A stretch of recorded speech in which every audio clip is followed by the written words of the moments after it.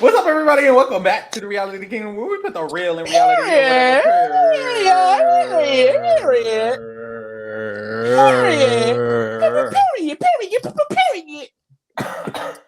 Popeyes. Popeye. I'm your host, Farrah. We are joined by our wonderful co-host, Lee. Lee, how you feeling today? I'm feeling good. I'm feeling like an all-star. I'm feeling like I might have a second chance. Arissa, we saw that video. Now, y'all, so Big Brother Canada is premiering March 8th. Period.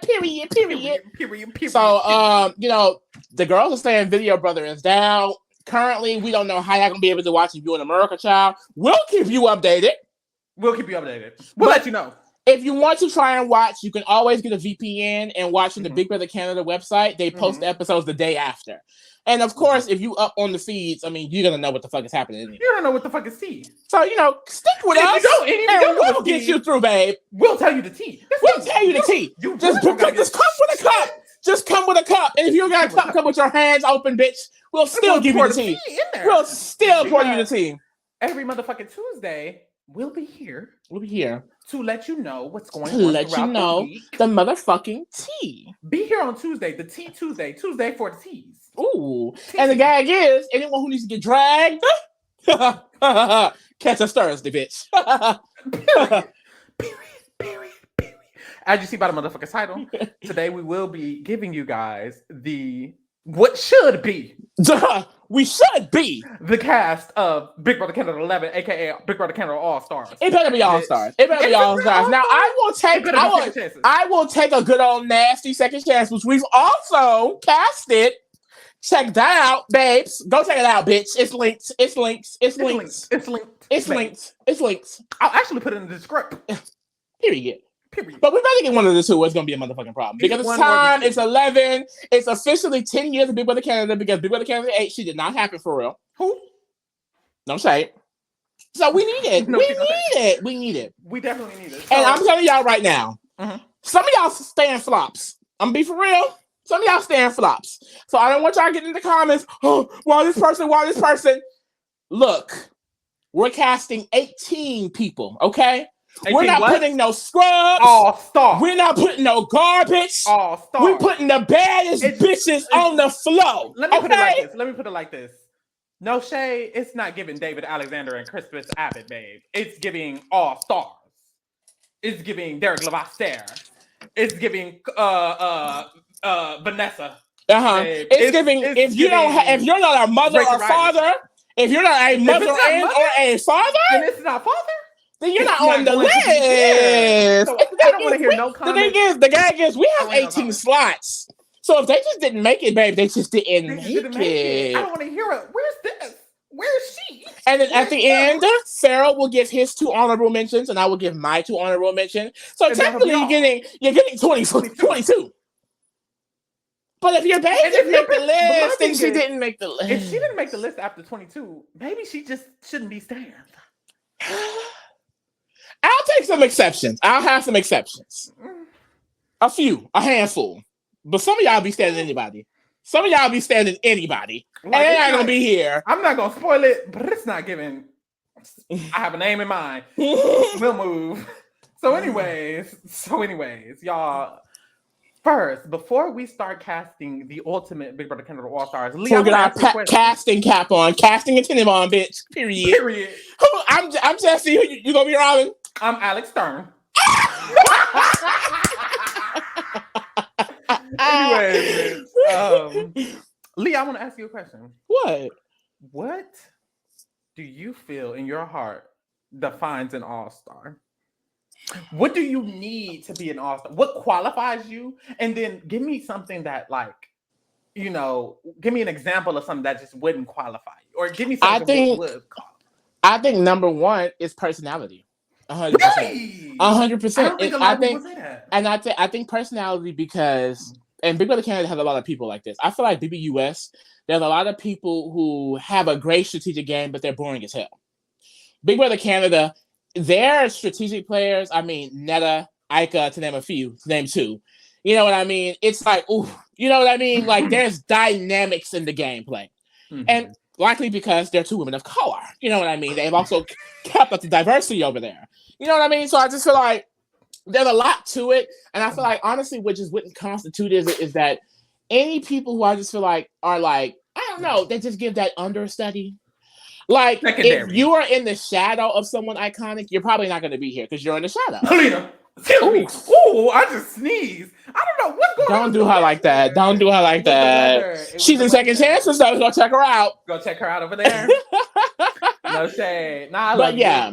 I think definitely personality, their personality, 100% gameplay, you know, and I feel like I said, these are the mothers. So I feel like, you know, the list that we curated, personally, I feel like are the best strategic players in Big Brother Canada, the biggest personalities, the biggest memorable names. You know what I mean? I feel like we brought the baddest bitches. It may not be realistic. Honestly, I feel like it is realistic because it's BB Canada. BB Canada, like, they girls, can get they want to play. It. Like the BBUS girls, they be miserable. It be 100 days. They be tired. People be sick, depressed, bullied in the house. You know what I mean? But the Big Brother Canada girls, they love the show. So I feel like, honestly, it could be realistic. And like I said, it's the baddest bitches. I can take that shit. I can make that fit. Like, I don't know what to tell you.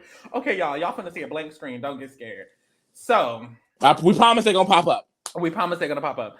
So let's get this show on the road, shall we? Now, this is me and Lee. We went together and we created this list of icon stars. And we checked it twice. So that's how you know it's gonna be good. Because it was us. We made it. So let's bring in our first group of all-stars, shall we? Boom, boom, boom.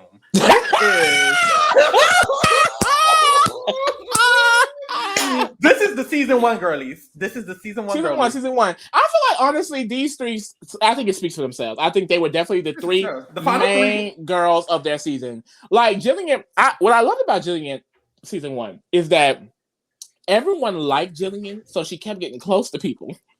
But then she won everything, so she kept backstabbing people. And it was pissing them off. I'm gonna say it right here, right now. I'm not the biggest fan of Jillian. Really? When I like Jillian, a lot of people like Jillian. I'm not a lot of people. I liked her because she was cutthroat. At the end of the day, she had her eyes on the money, and she ain't looking and letting now. She kept it 100. She did. She kept it 100. She kept it 100, 100. Went around me. Shout out to Iggy. Ooh, and I feel like she had a really cute dynamic with Emmett as well. Like they really talk about like power showmance, bitch. Like they were going back and forth on competition wins. It was real nasty. And this is because I was getting negative. This is why they should be on there. So I agree. She was a dynamic duo with Emmett. Maybe secondary, but she was there. And, you think? But that's the thing. I definitely think she's an all-star. She won season one. Boom, that's enough. But see, I feel like when I was watching, I can definitely see how people felt like Emmett was like the leader in a way. But I do feel like Jillian, especially because she was the one winning the competitions, she had the more control in the duo. You know what it reminds me of? What? Jackson and Holly. Really? I think, and a lot of people know that Holly low-key could have won that. But a lot of people don't like them bitches, so they don't know. But I think in this relationship, it was like Emmett was strategic, but he was also sloppy. He was more targeted. He didn't hide his threat level. Jillian, similar to Holly, she had a great social game, and she was still strategic, and she also kind of knew she was running this nigga. Like a part of her knew, like, girl, Emmett is helping me. So I will continue. And I think that's the thing. The relationships that she had to ruin because of the competition she won, Emmett was kind of there as her backup to really kind of like, okay, girl, I got you. I got you. But that's the crazy thing. From week 7 on, I mean, they had power. It went Jillian, Emmett, Jillian, Emmett, Jillian, and then Gary won final thing. That shit up. Big Daddy, Gary, he broke that shit the fuck up. And Gary was robbed. My sister Topaz, for the girls who do not know, Gary was evicted. He was evicted around week 6 in the double eviction. And then he came back into the game. Was it around like top 5? He came back really late in the game. And then he ended up making final 2. A lot of people liked his game, and he would have won because his closest ally accidentally voted for Jillian because she thought it was an eviction for some reason. So she evicted Jillian meaning she voted Jillian. So Jillian won. So Gary won Big Brother Canada season 1. No shade to Jillian. No shade to Miss Jillian. But Gary did win Big Brother Canada season 1. Gary was the first black male to win Big Brother North America. A queer man, black man, bitch. Eat it the fuck up. I love Gary. I think Gary, when you were mentioning personality, 100%. And I think if anyone needs to play a third time, it's Gary. Because Gary, and I think him and someone else in this cast we're going to get to, them coming back in BB Can 5 with a half returning, half newbie season, it really fucked them up. And the way the returning started targeting each other, Gary just got left out of that. And he really was not able to, he wasn't really able to build. I mean, he was forced to work with the newbies, and all the newbies were trash. They wasn't winning shit. They wasn't strategically doing nothing. They was running up behind veterans. So it's like he had nowhere to go and he got shut out. I feel like once we see this whole entire cast, like this is going to be a cast where Gary can maneuver himself in. He needs another chance. 100%. I agree. Because BB Can 5, like, it just ruined so many of the girls' legacies. Like, and it pissed me off. It gave Mother Ika's hers. But it you know, hey, when one queen rises, the other one falls. That's how they say. That's what they say. I don't know. I do believe that I love Gary's personality. That made him an all-star already. Gary could have got the placement he initially got and never returned and still would have been an all-star in my eyes. 100%. But he did return. And honestly, him making final 2 and damn near winning, it's like you ate that up. Because he still beat them in the HOH. Like, he still ate that up. I'm sorry. And then also, too, in BB Can 5, the week he went home, it was a weird-ass twist where it was backwards week, right? Yeah. So it was like, how did it go? I forgot how it went. It was so stupid. Everybody nominated. Everyone nominated. So they all went into the diary room. The remaining house guests, they went into the diary room. They all chose 2 people they wanted to nominate. Gary and Dre got the most votes. A veto happened. Someone won a video and didn't win it. I don't remember who. Yeah. But basically, Dimitri ended up with HOH, and he had the sole vote to evict. So it's like, you could make the argument that he would have went home anyway because people didn't really like him in the house that much, but it really took away a lot of the chance. And I remember that week he was really feeling down. He was really broken. I remember Ika had to talk him up like, Gary, bitch, you are the baddest bitch in Big Brother Canada. Like, get the fuck up. You know what I mean? Period. But it's like, when you're down and out, you're down and out. You know that twist makes it feel defeated. It was just bad. But I think he does deserve another chance. I feel like BB Can 5 was like you said, it was just whack for like half of the returnees, to be honest. So I would love to see Gary back. Emmett ran the season, let's be honest. Like, he controlled the narrative. He controlled the strategy. When Alec and Peter thought they were doing something, he was like, sure. Like, it was Emmett. Emmett had the central strategy of it all. He was like the first Big Brother Canada strategist, if you want to say. Like, he was the first it girl. So it's like, Emmett, of course, deserves it. So it's like, those are the girlies from season 1. Do you think, because I know after the show, Emmett and Jillian, they went on the Amazing Race Canada together. They're not together no more, though. I don't know. I don't think there's any bad blood. It don't give bad blood, I feel. I know Emmett had a really, really good relationship with Gary, and that helped him get to the end. Yeah. I think Emmett and Gary would be cool. I think all 3 of them will actually work together. I genuinely think, I don't see a reason why they wouldn't. Emmett and Jillian, I feel like, are kind of left out of this new circle of BB Canada because it was so long ago that they played. And they are white. So I think that one of their chances, because it's going to be a lot of POC. It's going to be a lot of POC. So I think one of their only chances is to work with Gary. I think they would need to work with each other. They have to. I think they would need to work with Gary. So, and that's the thing. Jillian, she came in strong. So the U.S. record, this is Canada's first season. She came in tying the U.S. record of 4 HOHs. Yes. So, you know, the competitions have changed, but I wonder that. The competitions have changed, but are some of these comp beasts, will they be comp beasts in an all-star season where the competitions are different? That's also a really big question. And they have different competition. Like Jillian has to play against Dimitri. Like Jillian that was a lot of endurance comps early on. A lot of endurance comp. A lot of Jillian's competitions were endurance wins. So it's like they don't really have that type of like hang on the wall type things like that really in Big Brother Canada no more. So will she even be able to? She didn't even win hang on the wall. Because Miss Topaz won that. Period. So let's clear that up. I just remember them just being on the wall, standing there, just yes, as hell. They were both locked in. The legs were stressed out, bitch. Like I love queens. Topaz, a second chancer. Are y'all ready for the next group? Period. Introducing our next group of all-stars.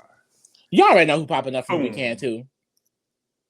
And that's all. No, I'm lying. Boom, boom, boom, boom, boom, boom. Wait, why are they boom. eating these cast photos up? They are. No. The BB Can 5 returning photos. Baby. I'm so mad that Netta and Ika are not cool no more. Like, I'm sorry. Dynamic duo down. I loved them in season 2. So, season 2, I guess we can start with John and Netta. So, essentially, season 2 was a pretty good season. I feel like definitely when it comes to strategy and Big Brother, Netta really introduced, you know what I mean? This girl was getting compared to Derek's and Dan's and things like that because the way she really maneuvered that game, like basically there was a Canada's HOH, and after the Canada's HOH, she maintained control. She kind of flipped John to her side. They created an alliance, and they kind of just ended up through there and got to the end. And then John played in her face at the end. And that was all. John won the final HOH. And cut her at the herd. Gave her a good old Drew and Diane, bitch. It was nasty. It's like Drew and Diane all the way down to Drew was on the losing alliance, flipped to the main alliance. Yes, the it girl running the main alliance. Literally the exact same.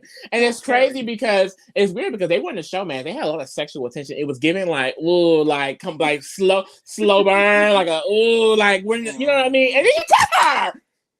And it's like Netta winning BB Can season 2 would have just been so iconic.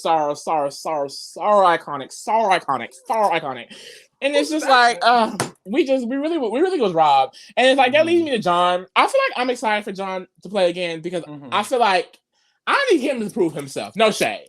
Because it really gave, you know what I mean? He was a floater in the beginning. He flipped when Netta took power. And then when he had his chance, he cut her. Which is not necessarily a bad strategy. He won the game the way he won it. You know, a lot of the reasons why Netta was able to keep control the way she did is because of John competition wins as well. But it's just like, damn, like, we know who Mother was. But in an All-Stars, but that's the thing. In an All-Stars, is John giving? I don't know. It just really depends. Because I don't think he'll be targeted because he kind of, you know, you're not Mother. So that could help. Like, could John win twice? I can see. That's the thing. I think he's someone who could probably stick under the radar because that's the type of gameplay he's probably going to adopt. He probably work with Netta again. And they end up dating after the situation. They want to date after the situation.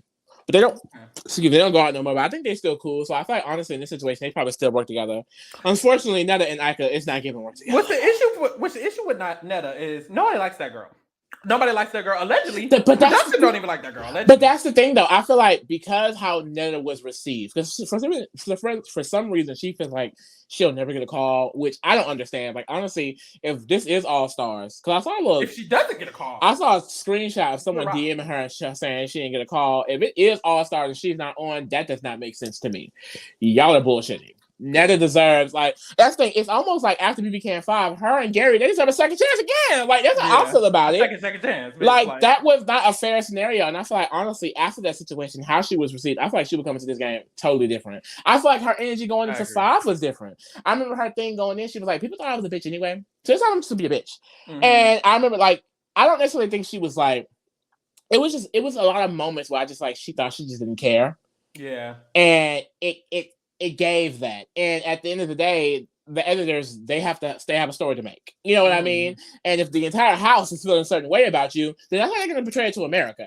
If you're saying things on camera that they can put out there, they're going to put it out there. So she was really being, you know, she was hated. You know, by the time she was evicted, it was bad. You know, she was given safety by Canada, and then she was booed by Canada as soon as she got out. It was really crazy. But honestly, I mean, she's too good of a player to not be able to play an All-Star season.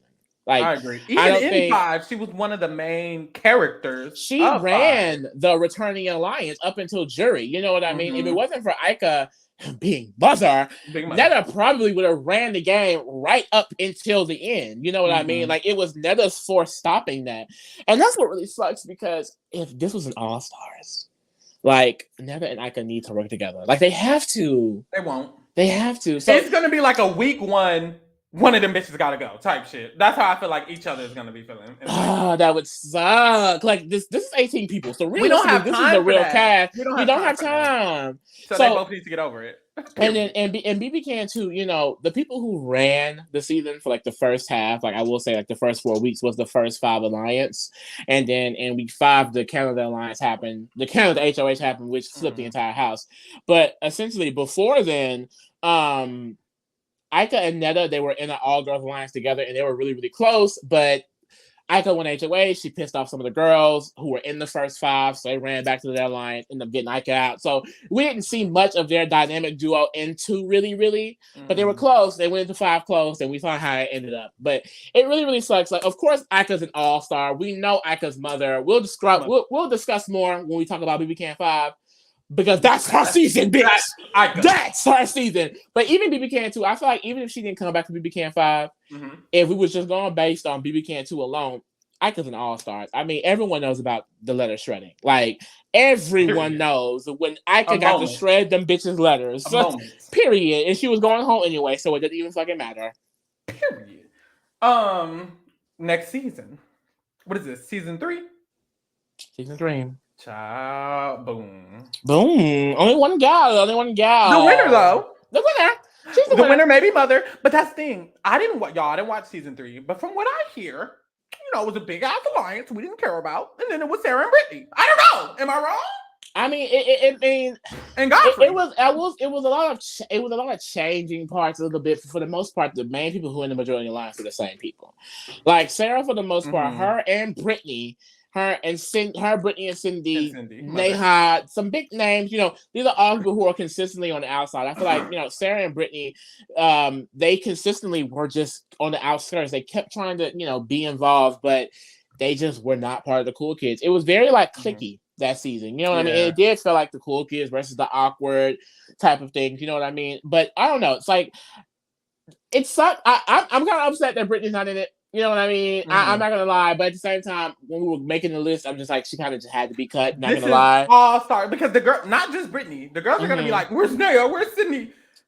Not here. Y'all gonna see. But like Sarah won. She won as an underdog. This was really like one of the first stories in Big Brother North American history. I loved it. I loved the underdog story so much. Her and Brittany, it was just so beautiful together. Like Brittany won like 3 competitions. A lot of people counted her out. No one thought she'd be able to win that many HOHs. 3 HOHs that she had won.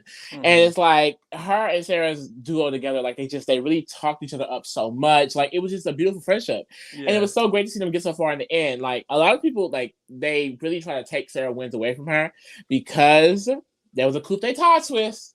So basically, you know, the have-nots were decided by, how were they decided? Was there a vote? It was a candidate's vote.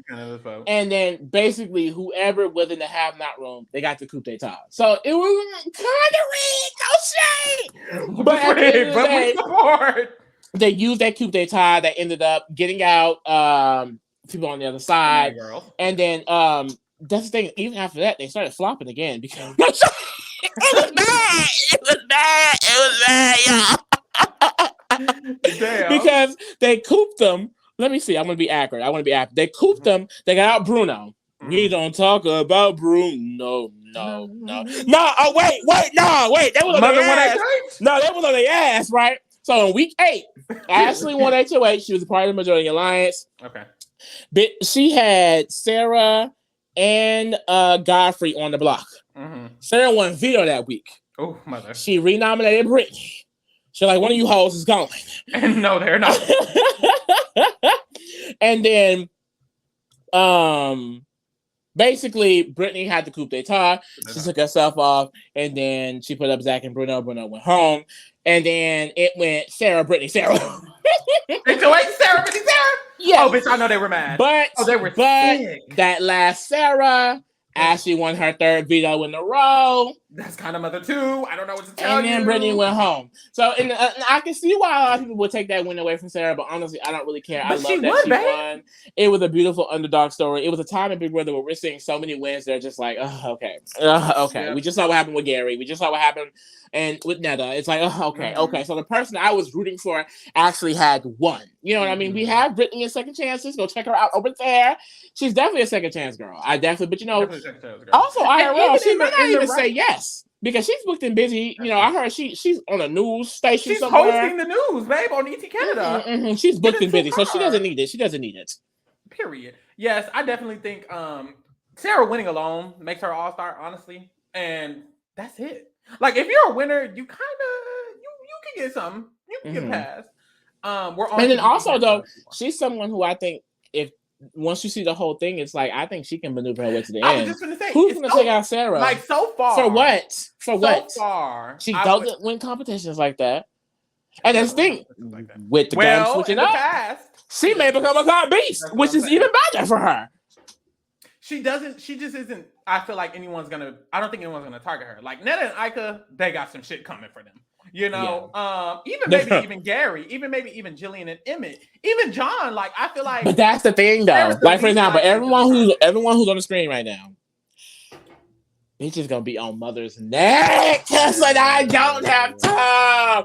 And I don't even think they're gonna worry about Netta. Because if I feel like they're going for Ika's neck. I'm backdooring Ika week 1. Like, but the gag is, and you will see, her protection will be winning the first HOH anyway. So she's good. They're done. They're done. But first, let's get to BB Canada 4. Boom. Cassandra, another one-timer. Honestly, y'all, I feel like. If I have to rank the seasons, even including BB Brother Canada 8, BB Can 4 would be last. Damn. And nothing about BB Can 4 for me really sticks out. I think the winners were terrible. The two brothers, it was like, why the fuck are y'all winning? Flops. Literally tried to nominate themselves within the season. They brought in Tim and Nikki. R.I.P.'s the sister. You know, she was a crack queen, and we loved her for that. We did love her for that. But other than that, she brought nothing else to the show strategy-wise. And then Tim, who is someone who had potential, but then when he had power, he resorted to Big Brother Australia way of voting. It was just weird. It was just it was a lot going on. Lavita mother got out pre-jury. It was a lot of bad things that season. But I think Cassandra was definitely the stick out. She really was. Yeah. She was someone who was really good at playing that middle. I feel like if I could compare to anyone, it would definitely be June's song. You know what I mean? And she's someone else. I feel like Gary and Netta, where their legacy was ruined in BB Can 5. I feel like she came into BB Can 5 with beef with Netta. And Netta ran the Returning Alliance. So Cassandra automatically was not in that shit. Netta won. Netta had safety the first 5 weeks of pre-jury. She went out of her way to win HOH just to get out Cassandra. Just to get Cassandra out. Because she did not like her that damn much. It was bad for her. She was fighting from the bottom.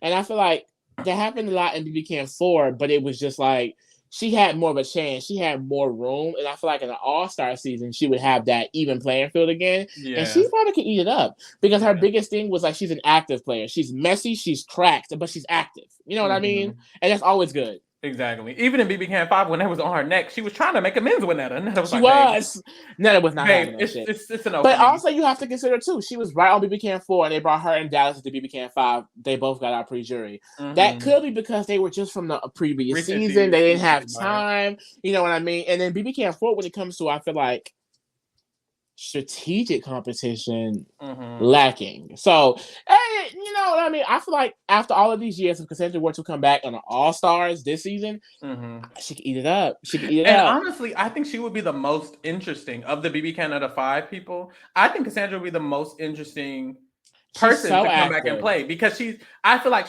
her threat level isn't going to be so high to where it's she's just fighting. And then also she's not that bad of a player to where she's going to be struggling. I think she's the perfect BB Canada 5. If someone else had to come back, I think she's the perfect one to actually do something in this season. And then her biggest downfall was that she really couldn't win that many competitions. She was kind of forced to play that middle role because she really couldn't win the competitions to save herself necessarily. But when she did win, she took out a really big target, but then she kind of just got out after because she really couldn't keep winning. But it's with the competitions being different, how much could that really help her? You know what I mean? So that's also something to consider. I feel like Cassandra is definitely someone who could come back and win. So she's still beefing with Netta? If this is the cast. But that's the thing. Netta got to worry about Ika too. First of all, honestly, I'm looking at this. I can see Cassandra being cool with everybody. Being cool with everybody. That's because that's Cassandra's niche. She will talk to everybody. Mm-hmm. Everybody. She's a very good social player. She is. She's in your face 24/7. Like even if BB can't stop, like you said, they didn't like her, but she was always in everybody's face. Like it was funny. Her and Ika had such a weird relationship with BB Cat 5 because I did not like that girl. Cassandra would not like asking for advice. Yeah, like it was a lot. And Ika, she was queen. You're going home. You're going home. So it was one week in BB Cat 5. She told Cassandra no, Cassandra, you're going home. Like no one likes you. Cassandra was like, you're lying. And she was like, no, Cassandra, no, dead ass, you're going. Cassandra's like, girl, what? And was like, bitch, what's wrong with you? You're going home. You're going home. I'm being dead ass right now. And she's like, for real? I was like, yes, girl. Speaking of Big Brother Canada 5, we already have 4 people from Big Brother Canada 5. Mm-hmm. The last inaugural mother. Well, father. Daddy, maybe. Big Daddy. Boom. Dimitri. So that makes 5 people from the same season. They've all played together. Dimitri played with Gary. He took Gary out, actually. Mm-hmm. He played with Netta. He laughed in that bitch's face when she went home. He played with Cassandra and his literal wife, Ika. Wife? I don't know. Engaged. I think they are engaged. Damn near wife. Love his goddamn life. I'm so happy they're still together. What else? That's so beautiful. That's so cute. I really, really like Dimitri. I didn't know. I wasn't confident in Dimitri's past going into BB Can 5, right? Because starting on BB Can 5, we have Karen, mother, right? She came in. She's like, a man is going home. And it will be a strong one. And this was the first season. A male went home first. Every other season, the woman went home first, the first eviction. But a male went home, other Karen, Mark, but he was next to Dimitri. It was a very last-minute flop from what I remember. And it was based on they were mad at someone else who didn't want Dimitri to stay. So they saved Dimitri. And it's like, period. So he stayed. He won HOH and he joined the Veterans Alliance. Mm-hmm. He ended up getting out Dallas, so he got out of Veterans. The Veterans was a mess that season. If the Veterans had stuck together in BB Can 5, they really could have ate it up more, but they hated each other. So, which made it really fun to watch. But he won, he got out of Dallas, but he started ingratiating himself into the returning alliance. So it's like, it was the returnees plus him. Mm-hmm. And I just felt like that was not a good spot for him because, at the end of the day, they were using the fuck out of him. But then the showmans with Ika started. Mm-hmm. He thought Mother was cute, which she was. He thought she was a bad bitch, but she is. So they linked up, and basically they became the dynamic duo of all time. Dimitri broke the HOH record of all time with 5 HOHs that season. When you say brain and brawn, guess who ran everyone? And guess who ran everyone, bitch? The brawn, brain, the brain, bitch. The brain, bitch. Which is Ika. And this is why really where Ika. You got it. This is really where Ika became. Well, bitch, Ika was already Ika. She was already mother. But this is when Ika became mother plus 10, mother times 10, mother squared, bitch. Mother squared, bitch. Because she came in this bitch, and when you're talking about a queen, you just can't. You just trip up. You can't catch a word. This is when mother became mother because in her first season, she got home. She went home early. She wasn't that girl, so people weren't really threatened by her, but they should have been. Because when I tell you Ika ran, she had a very, very good relationship with all of the newbies. She made sure that she ingratiated herself, especially with Dre, with William, with all of the newbie people. God, it was she had a great social game with them. And then she was one of the only veterans that wasn't beefing with other veterans. All of the veterans was beefing with each other for no reason. But Ika was chilling. Ika was Captain Save-A-Ho. Dallas, you're going home. Cassandra, you're going home. Gary, you're going home. She was letting the girls know. Every time you're going home. With Gary. Cassandra thought they were besties. Netta thought they was cool at first. Girl. At all. And then the most iconic double eviction in Big Brother North American history was her running Cindy, who was closer to Netta. I don't know. Literally, she's like, get her out. She has to go. She has to go. Cindy, Cindy. I'm telling you, Cindy, like, if we don't get her out now, Cindy, she's going to be the downfall of all of the veterans. Cindy. But like, I don't think you guys like, and that's what pisses me off because I feel like Ika does not get the credit she deserves for her strategic and social gameplay on BB Can 5. The finesse that this woman had is up there with some of the greats. It really is. Because after using Cindy to take out her biggest competition in the game, Cindy went home. Under someone who wasn't even cool with Ika and Dimitri like that. Ika went to Dylan, made a deal with him, made a connection with him. And because he knew who Ika was, he knew Ika wasn't a liar. He knew Ika wasn't a backstabber. He took out Cindy. Wow. Now, he did nominate Dimitri at first. But after he won that veto, they solidified him and kept it pushing. After that, Dimitri won the next HOH. They did not nominate Dylan, which kept his bond with him. They got out Bruno, which was Kevin's, the winner closest ally. I mean, they were really eating it up. You know, I think Kevin was using vetoes on her. Kevin literally, Kevin's biggest enemy in the game was Ike and Dimitri. He won HOH and veto. He used veto on Ika because he felt like she would piss them off so much that they would send her home over him. And you may not think that's iconic, but when you consider the fact that that's literally what she was trying to do, and then he used veto because she was actively trying to do that, and then she stayed, and so did her man because of the connection she had made with Karen and Dylan. For somebody to... Y'all not seeing her. The winner of the season, Kevin Martin, he studied competitions to get to his win. I'm not taking that much away from him. He got the money at the end of the day. Kudos to him. But he did a lot of studying. He did a lot of remembering of the competitions to get to the end. That's why he was able to literally win his way to Final 2. But when it comes to strategy and finesse, Ika had that. Because, like I said, he literally fucked up one of his times of breaking them up just because he got paranoid. Because of Ika. On mother. So no, she's iconic. She really is. She was robbed this season. Unfortunately, I don't know if Ika would have won BB Can 5 because they were pressed. The jury was really, really mad. It was Netta, it was Cindy, it was Bruno, it was Jackie. All people who were so pissed off at Ika. And it's like, Ika was fucking mother. She really was. I remember she came into the jury, the round table, whatever, and like she was popping off on people, and Cindy was like, "Girl, you're ruining it for Dimitri. Like we don't even want to vote Dimitri." Like, and she was like, "Baby, don't like the." Nothing to do with me. Like, what are you talking about? Because I don't know. Like, it was mad. I'm sorry. I can just that girl and bitches stay mad. Bitches stay mad. Like, she dominated that season. She was the most active player, the best strategic, the most social player. And she doesn't get enough respect, in my opinion. She really does not on how she shitted on bitches this season. Like, it was nasty. It was a hobby. It was a hobby. Got the man at the end of the day still with him. Got the man still with him. Still with him. Still looking good. Face card still approved. Still a mother. Still mother. Still an icon. You take a shot at the queen. Don't miss. Don't motherfucking miss. And I remember, I do want to speak on this too, because I remember it was one scene, because like I said, I remember we discussed the diversity in Big Brother Canada video. I wanted to bring this up, but it was one time, I remember Karen, you know Karen, the one who literally was on Kevin Martin's ass all season, cussing, you know what I mean? She one of the cool grandmas. Yeah. She called herself trying to cry at Ika, like, you're really mean, you're really rude. I remember that. And Ika was like, Karen, be for real.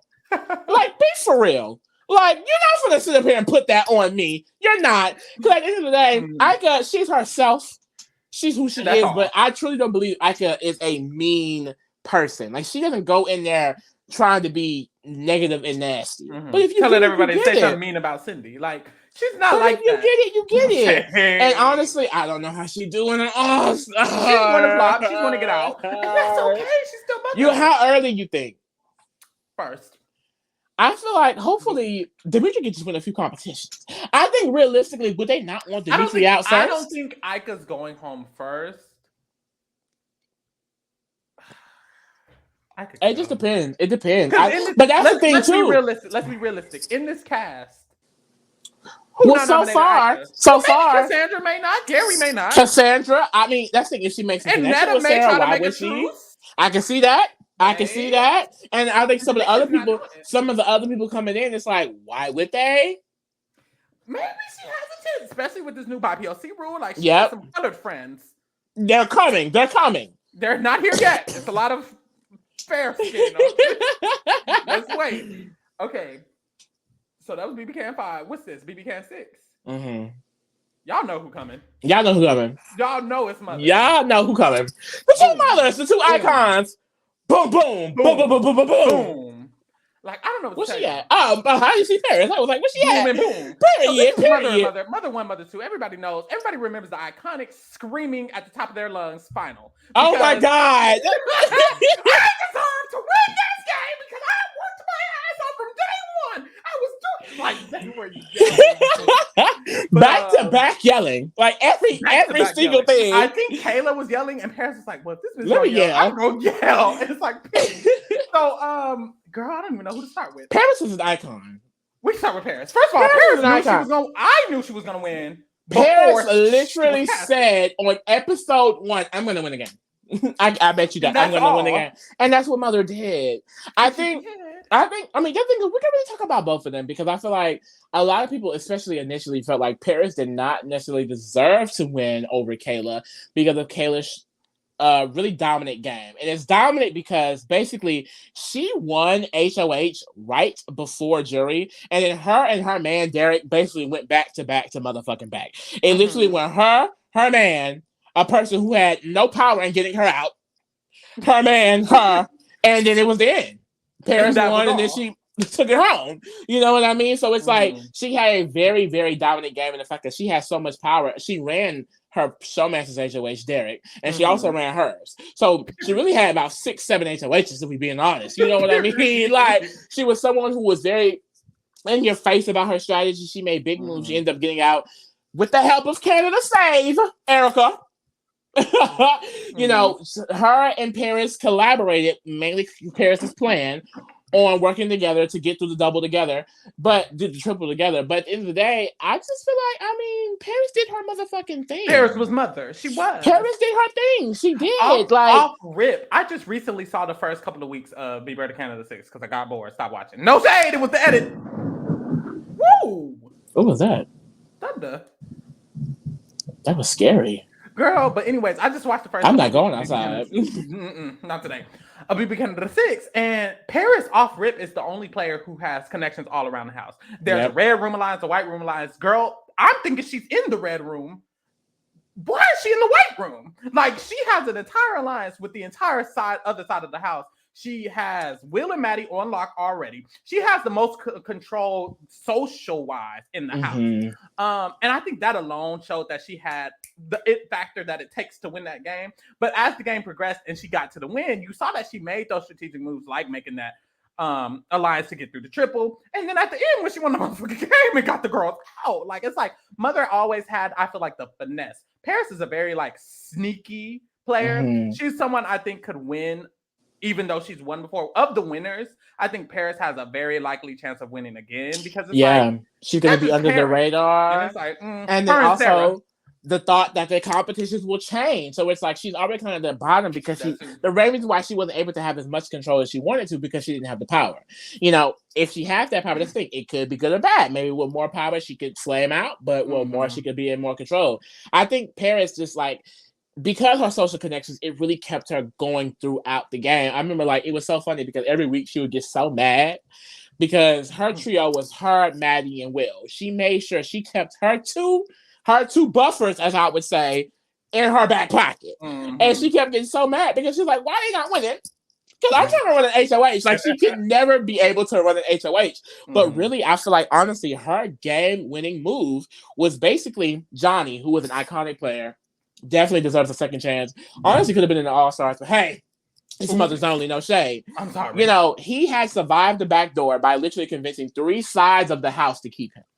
So that next week, he wanted to target Derek and Kayla. He knew Derek and Kayla needed to go. They had been winning competition after competition. They needed to go.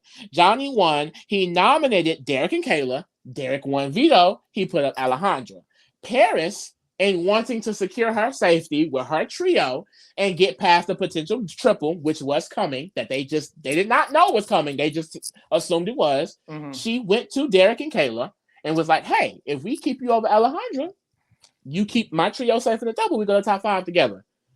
Derek stayed. Kayla stayed. Alejandra went home. Derek won the next HOH. He got out Olivia and Johnny. Top 5 is Paris's trio, Derek and Kayla. At that point, you have Maddie, who goes home next to Paris. The next HOH is Kayla. She puts up Paris and Maddie. She wanted Paris to go home initially. Maddie ends up going home unanimously over the winner. And then Paris wins HOH. She wins her first HOH of the season. Mm-hmm. Kayla wins veto. It takes out Will. So now you're in final 3 with a showman who's been winning back to back to back in Paris. Someone who has been better socially, not necessarily competition-wise, but that story to the jury, I think Taylor's a perfect example of how Paris have won. Because it's like, look at that story. The fact that she had to... These people have been winning everything since jury started. And this person who hasn't won shit just won and kept herself safe. And then she won the final 3 HOH. She cut Derek and won. I think Kayla definitely played a strong game. I do. I think showman's-wise, the fact that she ran them, you know what I mean? You don't really see that too often. Mostly the man is kind of wearing the pants, and Kayla wore the pants and the dress, okay? She won the HOH. She ran his HOH. She had the social connections. All the information ran through Kayla, and Derek was just there. It gave that 100%. But at the end of the day, I can respect how Paris won, but I do feel like in an all-star season, Kayla will be very interesting. I was going to say, she has to kind of lay low, doesn't she? Does she have to play differently? But that's the thing. Like, I don't really know, because Kayla's game was just so straightforward. So I'm just like, would Kayla be able to come in an all-stars and play differently? The competitions are different. So is she going to be a comp beast again? That's one. And if she's not, how does it affect her? But the thing is, that's the thing. Paris can't play Kayla's game, but I think Kayla can play Paris's game. I think Kayla would need to play totally different, I feel, because if not, people just might remember. Like, people might remember, you was doing a lot. You can go. So I think she needs to stay calm. And Kayla was like Jillian in a way. It was like she was getting at her allies because she had won so much that it was like, well, you gotta go. So it's like, I don't know. Would they kind of come in with that same energy? But like you're right, she would have to play different. But she also showed that she could, because when she wasn't winning competition, she was socially still doing well. Yeah. So I can definitely see why Kayla thought. I can definitely see why a lot of people who love Kayla see that she was robbed, and I would definitely love to see her play again. But y'all don't play in Paris' face. Don't play in Paris' face. And that's but honestly, though, out of everyone who's come up so far, of course, Ika and Dimitri are going to work together. Paris and Kayla are definitely working together.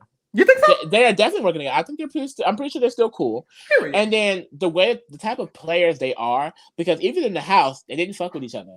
But they also made the first alliance in the season. The very first alliance was her, Paris, Derek, and was it Will or Jesse. Yeah. And they literally said, like, they kept talking about, when we get to the end together, and like they ended up getting to the end together in a totally different path. Even though they didn't like each other when they needed to work together, they did, and they got them to the end, similar to like a June and Allison, honestly. So I feel like they would 100% stick together, and they could be a nasty little duo. It's what Netta and Ika need to do, but I think they would do it. They would actually do it.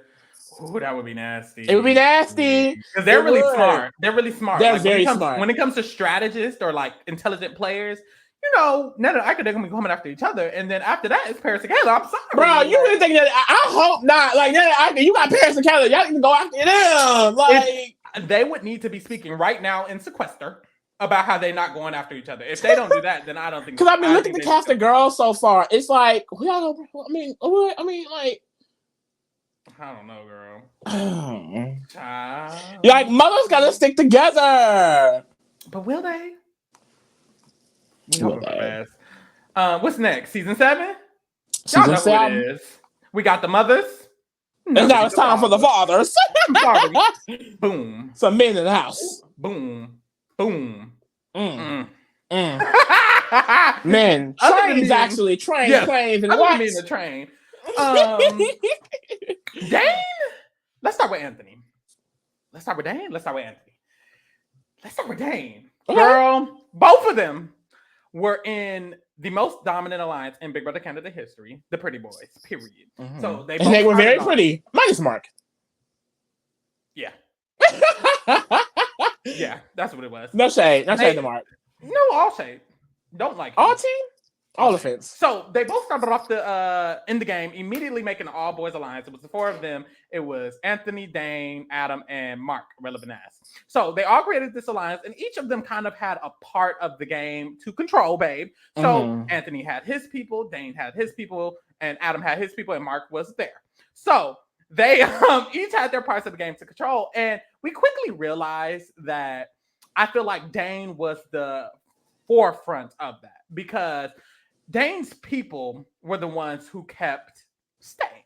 Now, what happened was Anthony had his group and Adam had his group, and we would see that Dane would choose which of those groups to combine his with, depending on who's in power. So if one of Adam's people were in power, Dane would then be Team Adam. If one of Anthony's people were in power, or Anthony was, Dane would be Team Anthony. And I think that kind of immediately showed that Dane had the finesse he needed to really win. And that's kind of why he ended up winning, because his people kept staying, because he's siding with the person in power, and the other two are kind of taking each other's people out. And I think that just proves that Dane had that in power. His people were the last people left, like Estefania, Damien, all those people who were more so leaning towards being besties with Dane were at the end of the game, top 5, top 6 with the Pretty Boys. Yeah. And then that's how Dane ended up winning. It was a very dominant game, even though the Pretty Boys as a whole was dominant. When you separate Dane from that, Dane's game was very Dane very also won 5 HOHs. He broke the record, bitch. And won 5 HOHs. Ate that shit up. There was a point, and this is like the point where it's like, Dane's that girl, where Dane was essentially supposed to go home. Mark was HOH, I think. Who was HOH? Kira was HOH, and Anthony had but that's the thing. They're both so good. Because what happened was Kira was not going to take Dane out, but Anthony convinced Kira to go against their entire alliance with Adam and Dane and nominate Adam and Dane and target Dane.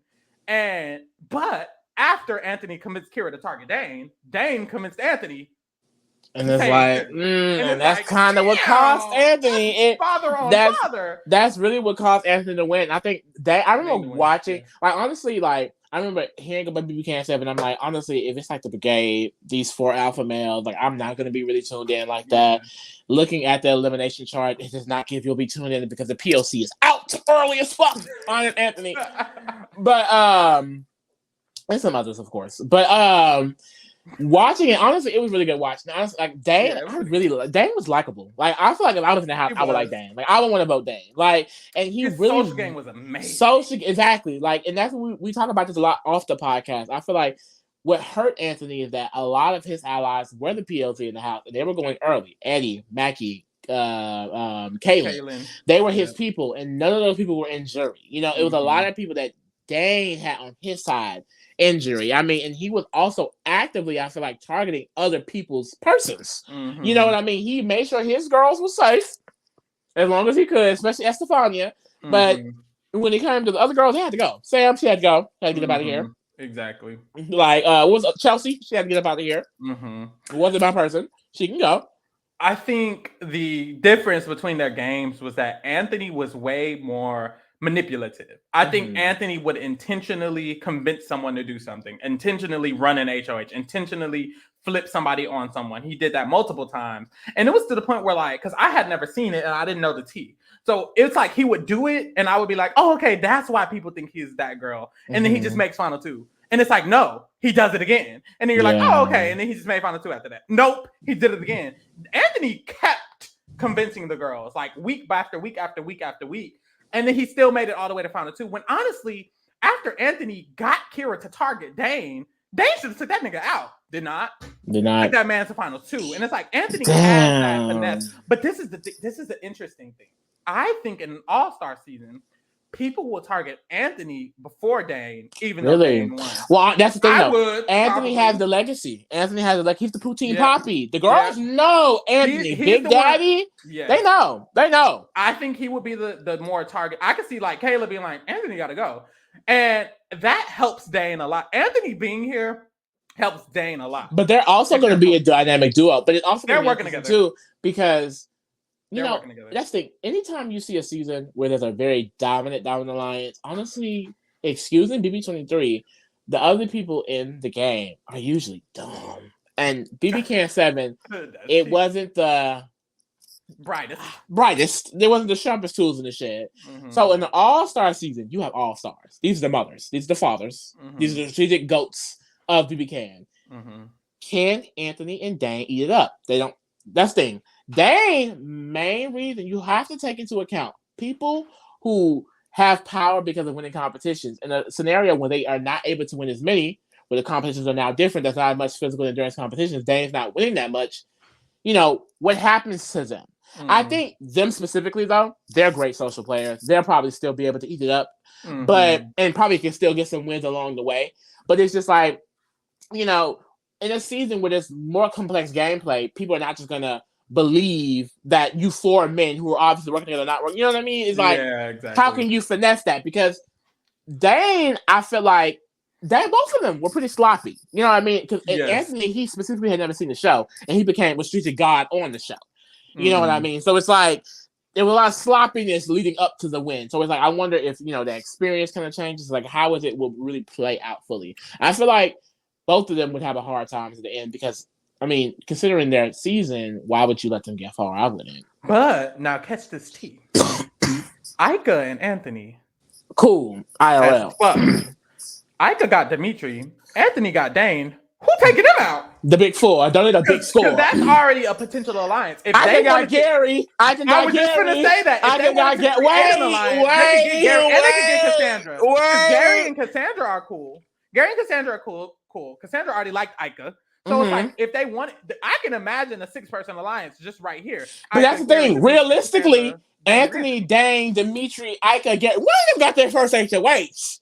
That's the thing. Bye, Netta girl. Bye, Netta girl. Netta would be out. Hopefully, it's not Netta though. But think about, everyone right here. Okay, let's say Blue. Jillian wins. I feel like they should try to play in Netta face. But if Gary in it, why would they get Jillian? Why would they call Jillian in the image? He'd probably be like, no. I forgot about that.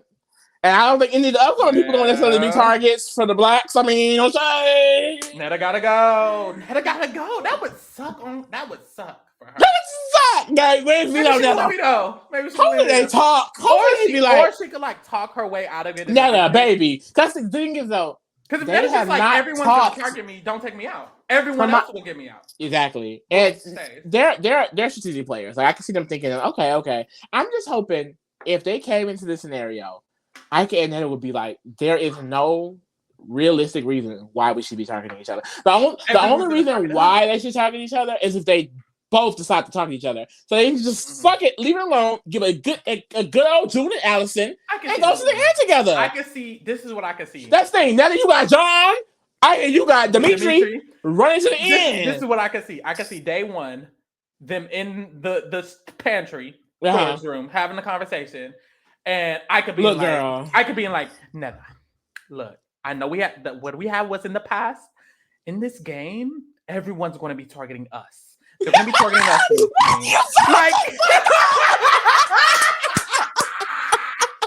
In this game, everyone's going to be targeting us. We are those girls. We cannot. We're the baddest bitches in Big Brother Canada. Bitches, Netta. We cannot let them do this to us. We cannot let them turn us against each other. And then it will be like, we have to work at it. And they will get Gary, and then we get Anthony and Dane, and then we get Dimitri, and then we'll lock the fuck up. And lock it up. Period. Ooh, that would be that. They are not making it to the end together. Something will happen. Everybody getting each other out. They're all getting babe, let a triple come. Anthony not gonna trust Netta. Netta not gonna trust Ika. I just had a daydream. Imagine Ika and Netta, they make amends. They working together. Boom, boom, boom, boom, boom. We get to week 6. It's a triple. She put up Dimitri and Ika. What if Netta just turn on them? I think Netta gonna get her lick back though. Netta gonna get. You need to get her lick back. You need to get her lick back. You need to get her lick back. And she needs to be like, Ika, this needs to be her speech. Ika, I promise you. You're going home. Sit on the block.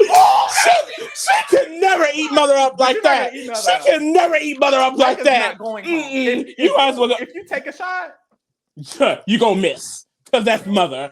Period. Next, what season we on? Not 8. She did not happen, child. We're not on 8. 9. Now, y'all, 9 has my favorite player in it. Boom. It's not him. Is that him? It's him. Ah, Daddy. And then we also not have Daddy. Mother. Oh, so now I know a lot of y'all gagged to see Victoria. Because listen. Oh, we breaking up, y'all. It's thunderstorming. Hello. Oh Lord, the mic. Press it again. Hello. Okay. She's back. Now, the thing is, this is why I was telling Lee off podcast. When you look at the stats and you know what they all about, Victoria. She is the champ. I am the microphone. According to this cast that we concocted, Victoria is the least highest placing member. Everyone made top 4. At least once. But she also has technically 3 HOH wins. Not everyone can say that. 3 HOH wins, babe. Because she won the first week team immunity as the sole person holding it down for her team. Baby, that was HOH. It was immunity. That was HOH. And then she won 2 actual HOHs after that. And then won a secret HOH. That's mother. I think, and that's why, honestly, let's talk about her first, because. But that's what I'm saying. Like, I feel like that's why I said at the beginning, it has to be personality. I think, honestly, Victoria. Spoiler alert, I think, didn't you say she's the only person that's not going to be top 5, top 4? Like, top 4.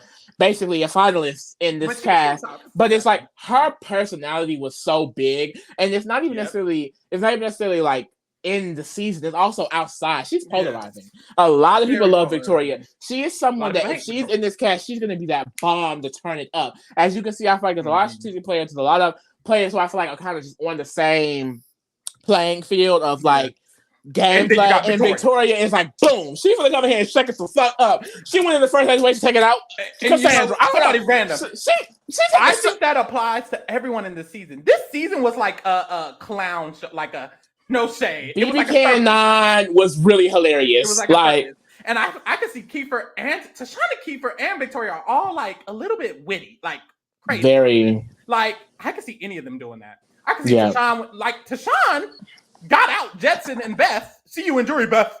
Randomly, like what the fuck? No, and that's why Tyshawn. I think Tyshawn would do so great in the All-Star season because when it comes to that too. Let me say it again. I'm sorry. But no, like I think like his cutthroatness. I mean, this Tyshawn is someone who is literally in a throuple with Beth and Jetson on his season. I mean, they're basically showering together. They're fucking. I would love to watch. Minus Beth. But it's like they were besties, like besties. They were in the Alliance together. They were in the Sunsetters with Kiefer and Latoya. And literally, like towards the end of the game, he made a shift to where he was just like, "Fuck them bitches."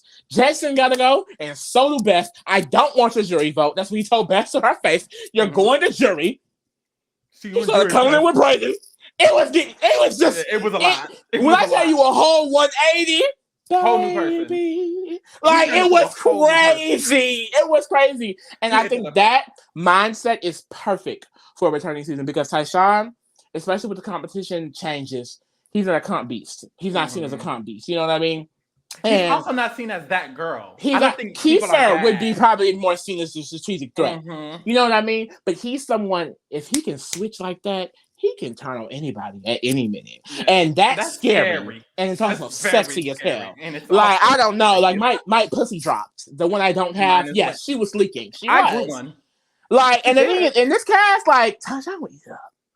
I think Tashawn would eat it up socially.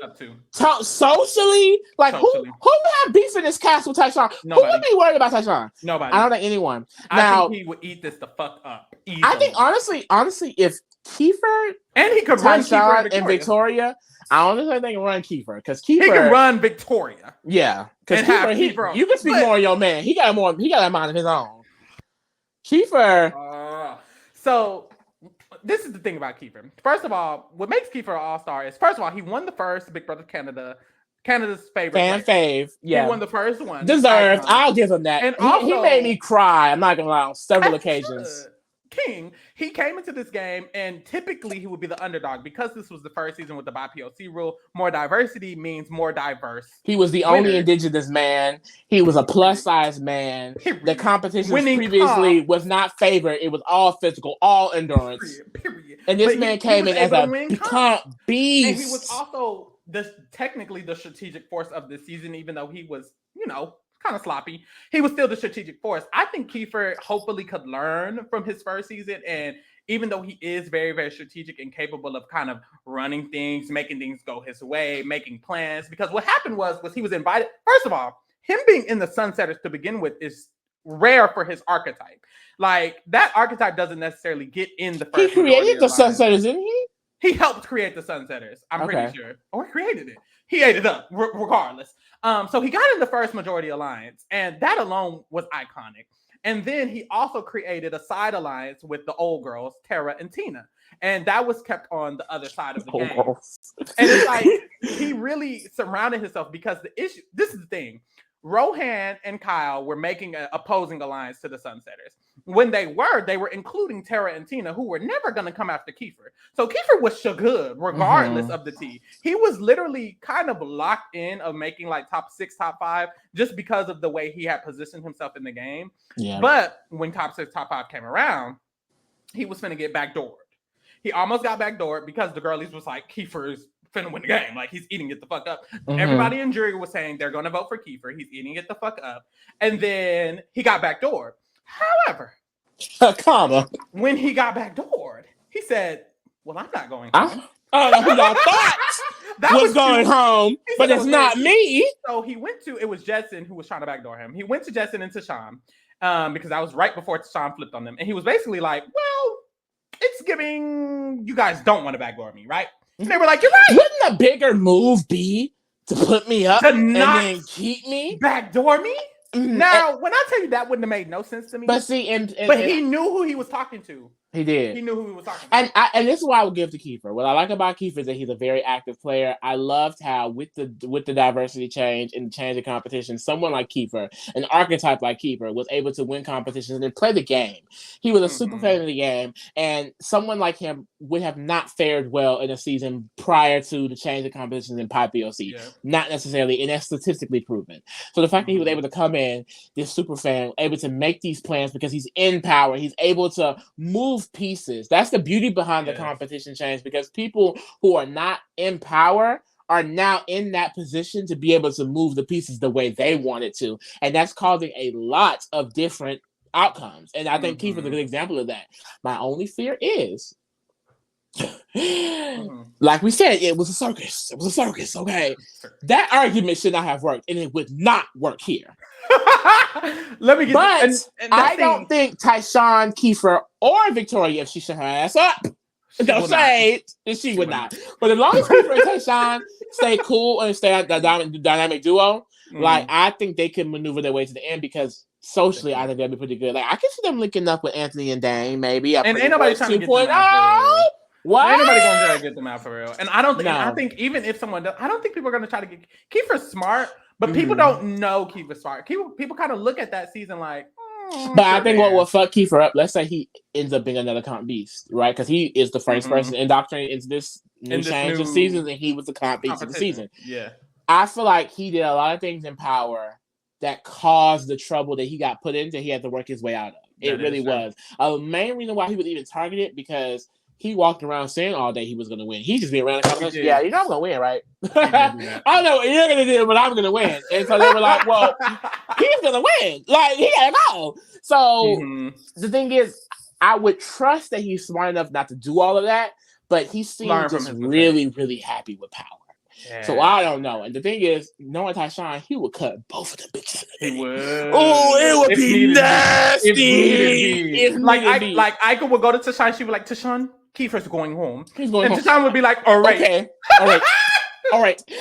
He would not. He would cast the final vote. Kiefer, he would cast the tie-breaking vote. See you in jury, Kiefer. Like, it's over for him. And that's my fear. I feel like Victoria is here. Like I said, it's mainly because of personality. It's funny. I would love to see. I would love to say she would probably go far. I don't really know. I think she go middle of the road. The built-in trio that she kind of has with Tyshawn and Kiefer could help her a lot. But I would hope that she would come into this just a little bit more quiet, not as because you can't be. I think she can't be the BB Can Victoria and the BB Can All Stars. Not with these people. I think she might. I can see her. My thing is, who's she gonna try? That's not gonna. That's not gonna get that ass. That thing, Victoria was trying a bunch of white old women. They wasn't gonna do nothing to her. Best. She was trying to tear her. She sneak attacked Latoya. She did. If that was a fight, she snuck the fuck out of Latoya. Latoya was turned all the way around. Latoya was talking to a homegirl about shopping. Arguing with Rohan in the motherfucking storage. And Victoria came and boop, right at the back of that bitch. It was bad. That was so bad for her. Second chances. Latoya. Second chances. That's her. Yeah, so I don't know. I do feel like looking at this cast, I can see if I was in the cast, I wouldn't target any of these three for a while. Dan gotta go. Anthony gotta go. Maybe Tyshawn. I wouldn't be if I felt the way I feel now. I would not be scared of Kiefer and Victoria. Tyshawn gotta go. Tyshawn gotta go because you can't trust him. I don't think people are going to remember that. I don't think people are going to remember that. I agree with that. I agree. I think if you're looking at this full 18-player cast, we're gonna get the last two in a minute. I don't think you're going to see Ika, you're going to see Nettie, you're going to see Gary, you're going to see Jing and Emmett, you're going to see Kayla Harris, you're going to see Tachani. He was that fine boy who won the first Black winner. That's his main legacy. You know what I mean? I think the main legacy is that. I think when we're thinking strategic fear, Tyshawn's not going to come up with that because also Tyshawn, he comes off as ditzy when he's very smart as fuck. So he's going to be around there giggling and laughing and probably cuddling with Gary, Shay. I was just going to say that. And he's going Kevin Martin 2.0. Tyshawn, 100% I think he'll win this game again. Like so far, when I say win, I think Tyshawn, I think honestly the win, I think Paris Sarah. Like the three winners, I think probably could get it again. Honestly, I don't. I can see Cassandra if she'd be a little smarter. She got to be a little smarter. I agree. Good luck, girl. Don't see Victoria. All right. What is this? The last season. The last two. BB Can 10. Boom. Daddy. Boom. Mother. Oh. Shout out to Betty Bethlehem. Because the girls were sleeping on Betty. And I was up. I was up.